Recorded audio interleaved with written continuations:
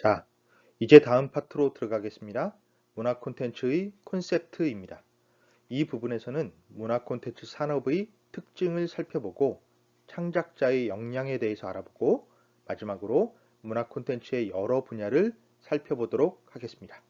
이제 시작합시다. 문화 콘텐츠 산업은 크게 다음과 같은 두 가지 특징을 가집니다. 하나는 비즈니스적인 측면이고 다른 하나는 융합적인 성격이지요.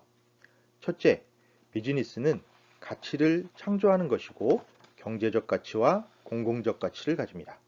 아까 말씀드렸던 것처럼 공공재료의 성격을 같이 아우르고 있다는 뜻입니다. 그리고 이것은 창의력과 기획력을 가지고 있다고 하겠습니다. 다른 관점에서 말하면 문화적인 전통을 어떻게 새롭게 만들 것인가 라는 질문이 되겠네요. 둘째, 융합은 우리가 흔히 퓨전이라고 지칭하기도 하고 크로스오버라고 말하기도 합니다. 그 외에도 비슷한 여러 용어가 쓰입니다. 세부적인 부분에서는 차이를 가지지만 넓은 범주에서는 대체로 일맥상통해요. 주변 분야와의 교류가 활발하게 진행되면서 새로운 가치를 만들어낸다는 뜻입니다. 이러한 특징을 분명하게 드러내는 용어가 음악 분야에서 주로 사용되는 크로스오버인데요. 서로 다른 장르를 넘나든다라는 뜻입니다. 주로 클래식과 대중음악 간의 협업이 이루어질 때 이 표현을 사용하지요. 세계적인 성악가 조스미가 뮤지컬 넘버를 부른 앨범에서도 같은 용어를 사용하기도 했습니다. 물론 크로스오버가 음악에서만 쓰이는 것은 아니고 여러 분야에서 두루 활용되기도 합니다. 문화 콘텐츠 산업에서 쓰임새가 더 넓은 용어로는 컨버전스가 있습니다. 이 말은 주로 디지털 분야에서 이루어지는 통합, 복합, 융합을 의미합니다. 최근 디지털 기술이 여러 분야에 활용되면서 용어의 사용 범위도 같이 넓어지고 있습니다. 이처럼 다양한 용어가 사용되지만 핵심 내용은 비슷해요. 그러니 우선 융합이라는 개념이 광범위하게, 폭넓게 다양한 영역에서 쓰이고 있다라는 정도로 기억하시면 되겠습니다. 지금까지 살펴본 융합은 사회적 경향일 뿐만 아니라 문화 콘텐츠 제작 과정에도 적용되는 창작 방법이기도 합니다. 일반적으로 문화 콘텐츠의 제작은 다음과 같은 과정을 거칩니다. 먼저 기획과 개발이 이루어져요. 이어 기획 의도와 목적을 구체적인 이야기로 만드는 스토리텔링 작업이 진행됩니다. 이를 다시 멀티미디어로 형상화하는 작업이 이루어지고요. 만들어진 작품을 유통하고 마케팅하는 과정이 이루어지게 됩니다. 이런 과정을 모두 거친 뒤에야 문화 콘텐츠라는 결과물이 만들어지는 것이죠. 이상의 단계를 크게 세 가지로 다시 구분하기도 합니다. 기획과 개발은 제작 이전 단계, 즉 프리 프로덕션이라고 합니다. 스토리텔링과 멀티미디어 메이킹을 더해서 프로덕션, 즉 제작 단계라고 합니다. 실질적으로 작품이 만들어지는 과정이지요. 마지막으로 유통과 마케팅 부분을 제작 이후, 그러니까 포스트 프로덕션이라고 지칭합니다. 자, 그렇다면 스토리텔링 전공자들은 어떤 분야에서 일할 수 있느냐? 너무 당연하게도 모든 분야에서 일할 수 있습니다. 프리 프로덕션, 프로덕션, 포스트 프로덕션 이 분야들에 모두 진출할 수 있어요. 기획 개발 능력은 새로운 아이디어를 도출하는 과정이니까 우리에게 익숙합니다. 스토리텔링이야 뭐 우리가 기본적으로 하는 일이죠. 멀티미디어 메이킹도 스토리텔링과 묶어서 진행되니 할 수 있고요. 유통과 마케팅 분야에서도 스토리텔링 전략이 사용되고 있다고 했습니다. 그러니까 여러분들은 이 모든 분야에서 다양하게 진출할 수 있다는 사실을 기억해 주시기 바랍니다. 그렇다면 문화 콘텐츠 창작자에게는 어떤 역량이 요구될까요? 다음 도표를 살펴봅시다. 앞서 설명한 내용을 다시 정리한 것인데요. 먼저 기획 개발 단계에서는 인문학적 마인드가 필요합니다. 아이템을 도출하는 과정이기 때문이죠. 또 예술, 즉 구성하고 표현하는 능력은 기획 개발의 절반, 제작의 절반 이런 두 분야에서 필요한 역량입니다. 앞에서 멀티미디어 메이킹이라고 했던 공학 기술 향상 능력은 제작 분야에 포함이 됩니다. 이어서 판매 유통 단계에서는 마케팅 역량이 필요한데 이는 포스트 프로덕션에 해당합니다. 자, 대체로 이런 내용인데 각각의 분야를 더 살펴보겠습니다. 인문학은 인간의 사상과 문화를 다루는 학문 영역입니다. 일반적으로 문, 사, 철 이 세 가지를 인문학의 대표 분야라고 말하지요. 여기에서 문은 문학, 사는 역사, 철은 철학, 그래서 문사철입니다. 여기에 인류의 오래된 이야기인 신화, 전설, 민담 등등 여러 가지가 포함되기도 합니다. 인문학을 많이 알게 되면 당연히 아이템을 도출하는데 도움이 되겠죠. 만화를 원작으로 영화로 만들어졌던 신과 함께와 같은 작품의 사례를 살펴보겠습니다. 만화 원작자 주호미는 여러 인터뷰에서 이 작품에 대한 아이디어를 제주 신화를 공부하면서 얻었다라고 밝혔습니다. 한민족 신화를 공부해서 그와 관련된 인문학적 가치와 마인드가 없었다면 이런 이야기가 나올 수 없었겠죠. 이처럼 인문학에 대한 공부는 작품에 직접적인 도움이 됩니다. 다음, 문화예술에서는 아름다움에 대한 고찰, 즉 미학이 기본이 됩니다. 아까 문화산업의 특징 중 하나가 신미성을 가진다라고 말씀드렸죠. 이것과도 연결됩니다. 아름다움을 표현하는 작업이기 때문에 미학에 대한 공부가 기반이 되는 것이에요. 또 영상을 분석, 설명, 구성하는 역량도 필요합니다. 모든 것에 기반이 되는 스토리텔링은 너무도 당연하게 중요하고요. 아울러 멀티미디어적 표현을 해야 하니까 음악이나 특수효과 등도 같이 알면 더 좋습니다. 아까 신과 함께의 사례를 들었지만 단순히 제주 신화를 소개했던 책은 주호민의 만화 이전에도 있었습니다.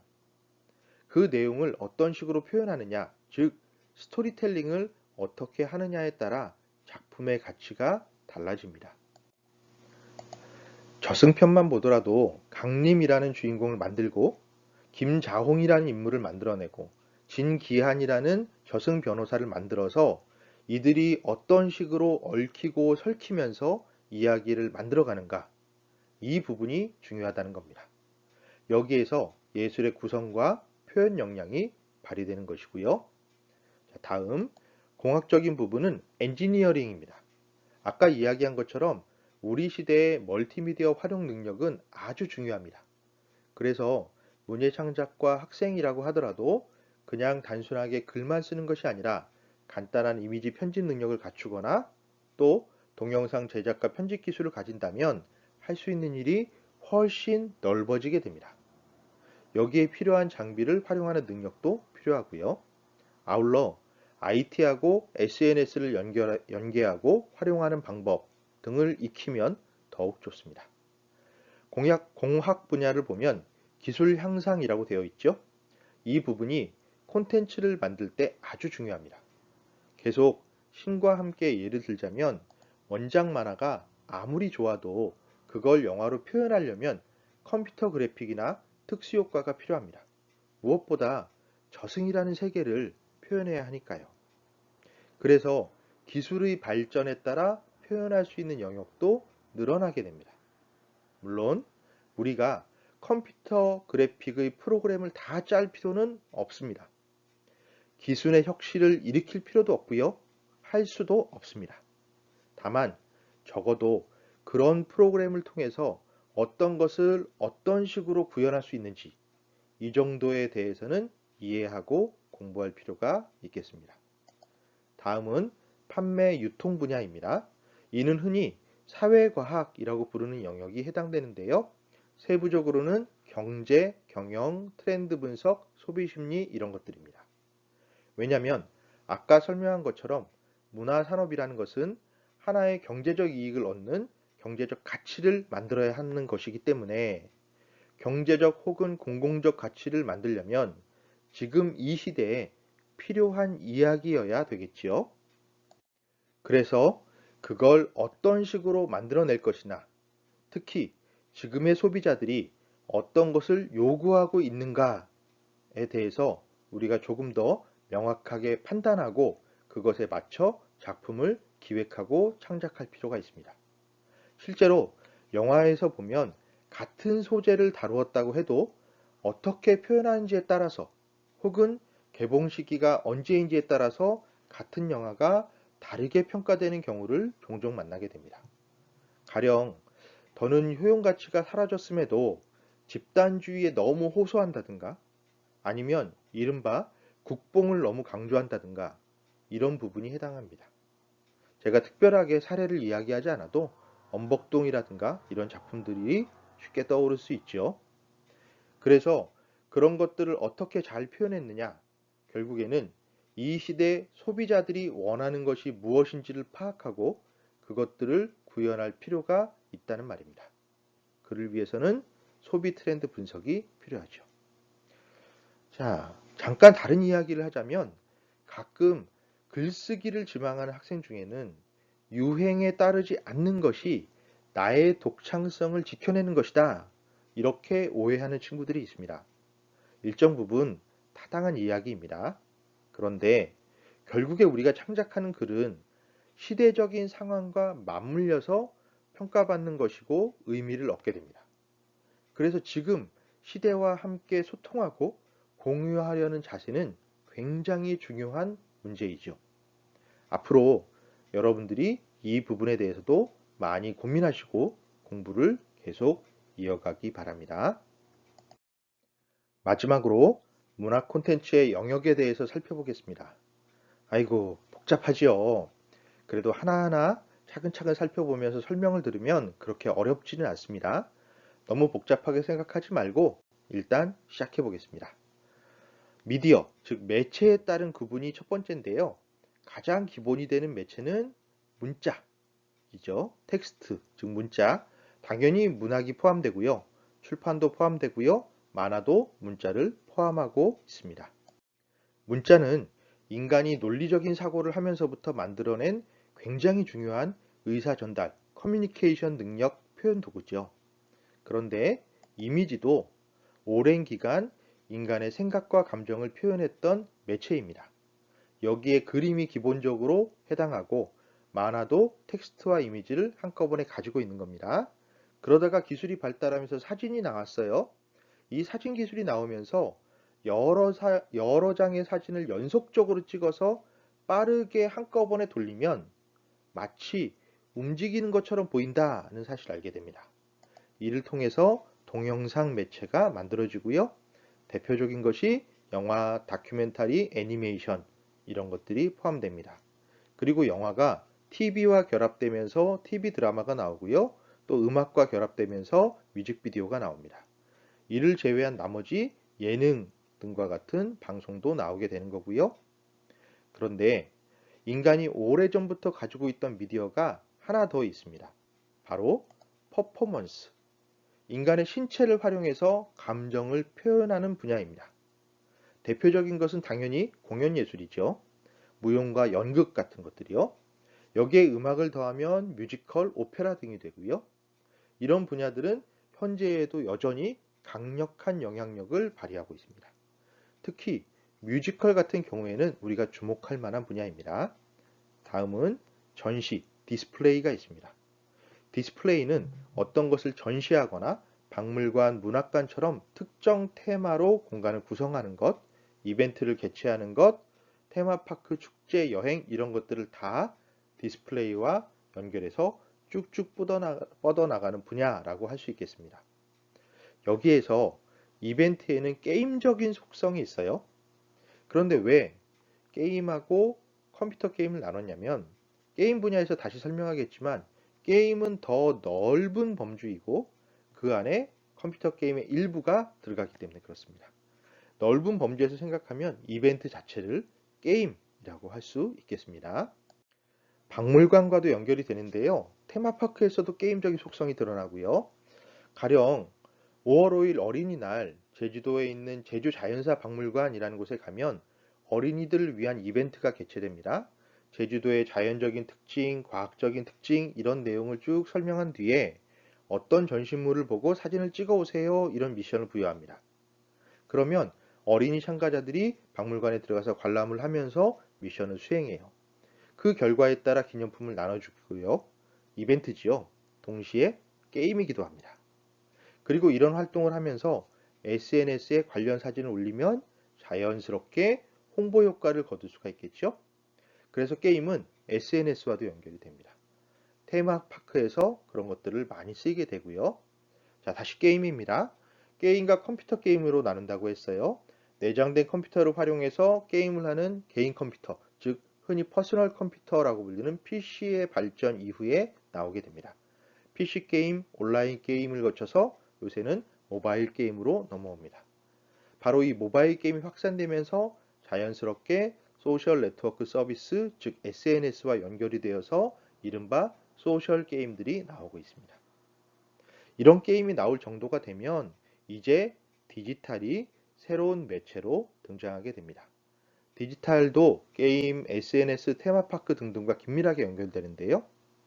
그런데 테마파크하고 디지털은 어떤 연결점이 있을까요? 사실 잘 생각해보면 너무 당연합니다. 테마파크에 있는 놀이기구, 어트랙션을 컴퓨터가 아니라 사람 손으로 제어한다고 생각해보세요.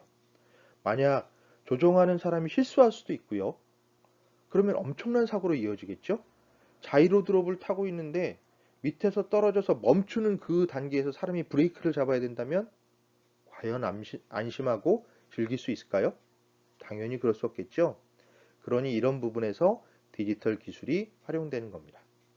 공연 예술에서도 디지털이 많이 적용되고 있습니다. 이전의 공연 예술은 무대 전환을 긴밀하게 할 수 없었습니다. 무대를 직접 바꿔가면서 소도구, 대도구 등을 짧은 시간 안에 옮겨야 했거든요.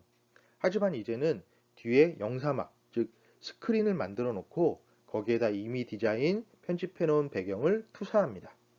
이런 방식이니 무대 변환이 손쉽고 원활하게 진행될 수 있죠. 여기에 디지털 기술이 적용됩니다. 방송과 디지털이 만나는 경우는 너무너무 많습니다.